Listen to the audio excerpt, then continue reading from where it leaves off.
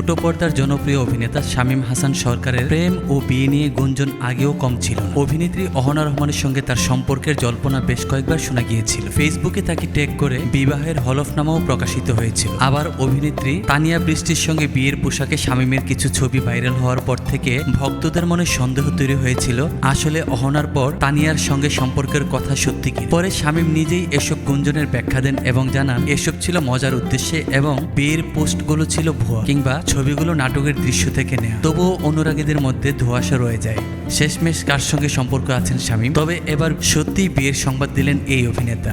গত 4 এপ্রিল সন্ধ্যায় নিজের ভেরিফাইড ফেসবুক প্রোফাইলে দেওয়া এক পোস্টে বিয়ের সংবাদ জানান শামীম হাসান সরকার। স্ত্রীর সঙ্গে ছবি দিয়ে প্রোফাইল ছবি পরিবর্তন করেছেন তিনি। সেই পোস্টের ক্যাপশনে লিখেছেন, আলহামদুলিল্লাহ কবুল, আপনারা আমাদের জন্য দোয়া করবেন।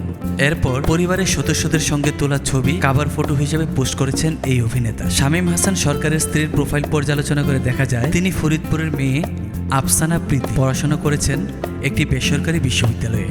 প্রোফাইল পিকচারে তার বর্তমান বিয়ের ছবিটি রয়েছে। তবে এছাড়া বিস্তারিত কিছু জানা যায়নি তার সম্পর্কে। বিয়ে এবং স্ত্রী নিয়ে আপাতত কিছু বলতে নারাজ এই অভিনেতা। তিনি জানান সময় নিয়ে বিস্তারিত বলবেন।